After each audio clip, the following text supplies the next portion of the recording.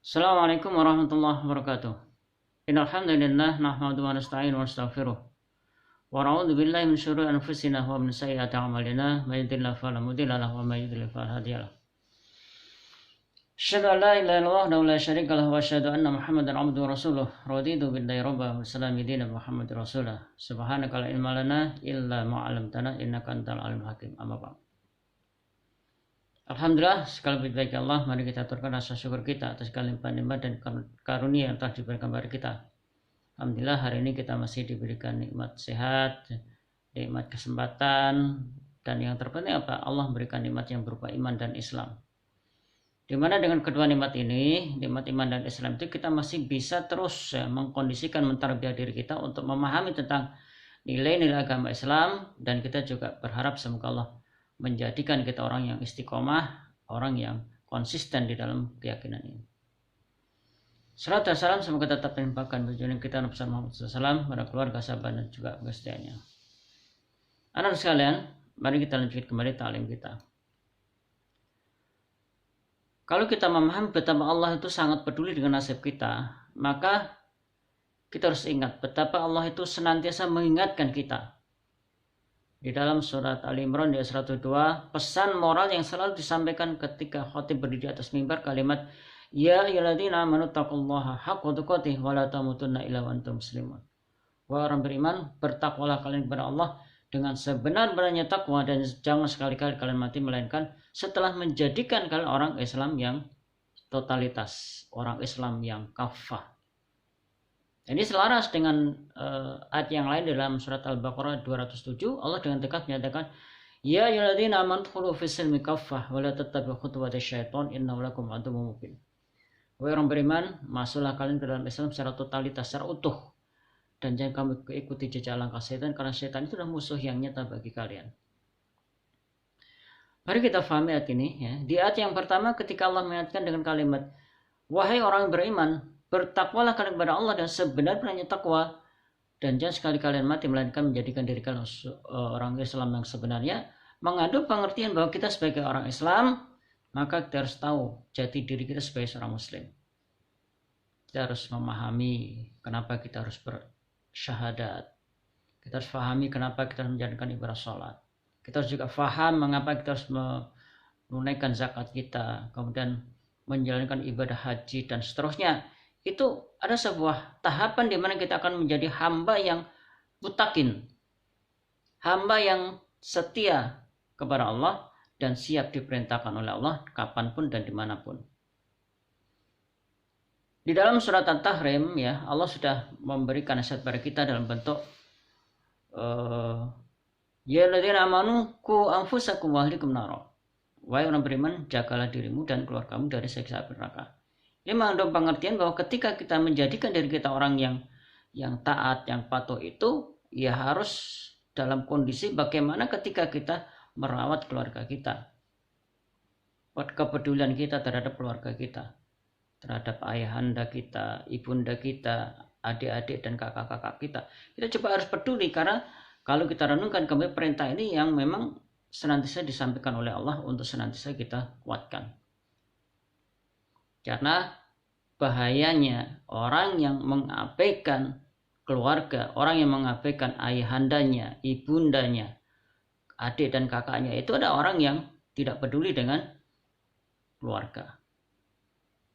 Karena itu ayo kita coba biasakan untuk bagaimana kita peduli mengingatkan mereka itu. Kalau kita melihat ayahanda kita itu menyimpang, kita ingatkan. Kalau kita melihat ibunda kita ya masih dalam tanda kutip belum memakai busana muslimah, ayo kita ingatkan. Lebih-lebih adik dan kakak kita yang kalau mereka itu masih menyimpang dari ajaran agama, kita ingatkan kembali, karena itulah kewajiban kita sebagai seorang muslim.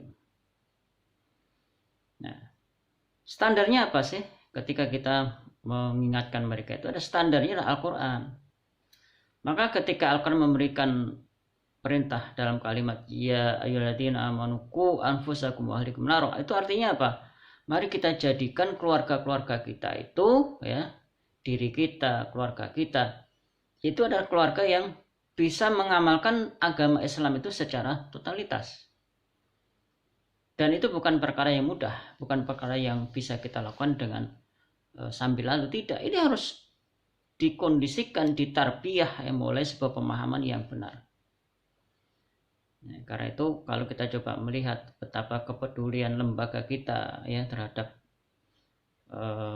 orang-orang yang terlibat di dalam aktivitas ini, mulai dari asatidnya, siswanya, dan termasuk juga ini yang belum tersentuh itu adalah mereka-mereka yang membantu kita untuk bagaimana kita bisa belajar dengan baik di sekolah kita ini.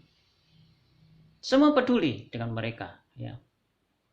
Lebih-lebih dalam situasi pandemi seperti ini kita merasakan kesedihan yang muncul ketika kita melihat sebagian besar atau ada keluarga kita ya, keluarga Baitul Izzah ya, jadi mulai dari yang membantu kita ya, termasuk siswanya dan termasuk juga asatidnya yang dipanggil oleh Allah ya, maka kita harus bagaimana kita memperlakukan mereka dengan perlakuan yang diperintahkan oleh agama kita.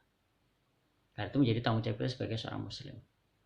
Karena itu ayo kita coba kuatkan pemahaman kita ya, nanti insya Allah kita pelan-pelan akan memahami tentang hakikat dari ketika Allah memberikan sebuah nasihat pada kita dan kalimat ittaqullaha haqqa tuqatih wa la tamutunna illa wa antum muslimun.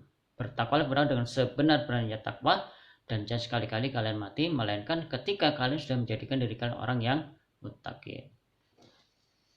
Sekarang kita lanjutkan kembali ya pemahaman kita tentang haqqa tuqatih.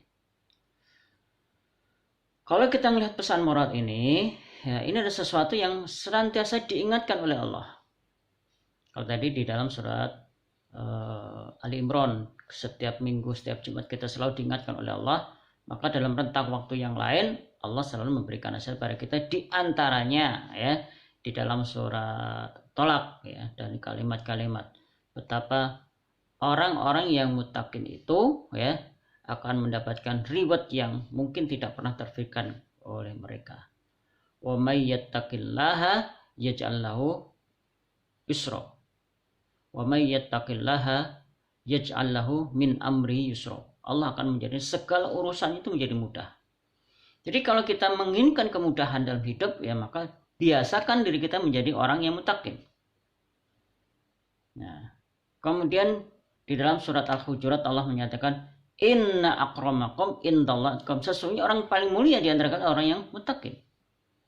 Karena itu pesan moral yang selalu disampaikan ini harus selalu kita ingat, yang harus selalu kita kuatkan, karena pesan moral yang disampaikan Allah itu tidak boleh kita abaikan begitu saja. Maka ketika kita menjadi orang yang abai, orang yang tidak peduli, ya maka yang rugi adalah diri kita sendiri. Coba lihat dalam hadis Nabi ya, jadi kalimat sederhana yang selalu saya sampaikan dimanapun ya, kalimat kullu ummati yadkhuluna jannah illa man aba wa may yaba ya Rasulullah man ata'ani dakhala jannah wa man asani faqad aba. Rasul memberikan nasihat pada kita, setiap umat Islam itu nanti akan masuk surga kecuali mereka yang enggan, illa man aba, kecuali orang yang tidak mau masuk surga. Siapakah gerangan mereka? Man ata'ani dakhala jannah, barang siapa yang taat padaku sungguh mereka akan masuk surga. Wa man asani faqad aba, dan barang siapa bermaksiat padaku sungguh mereka lah orang yang enggan masuk surga. Atau mari kita coba kuatkan pemahaman ini tolong ya direnungkan kembali nasihat sederhana ini, dan mari kita coba kuatkan diri kita untuk siap menjadi orang-orang yang muttaqin, siap untuk mengemban amanah dakwah, dan siap untuk menjadikan diri kita orang muslim yang siap meninggal dalam keadaan berselama berserah diri. Demikian yang bisa saya sampaikan, semoga ini menjadi renungan kita, dan mari kita cukupkan dan baca alhamdulillah, alhamdulillahirabbil alamin, subhanakallahumma bihamdika asyhadu an la ilaha illa anta astaghfiruka wa atubu ilaik. Assalamualaikum warahmatullahi wabarakatuh.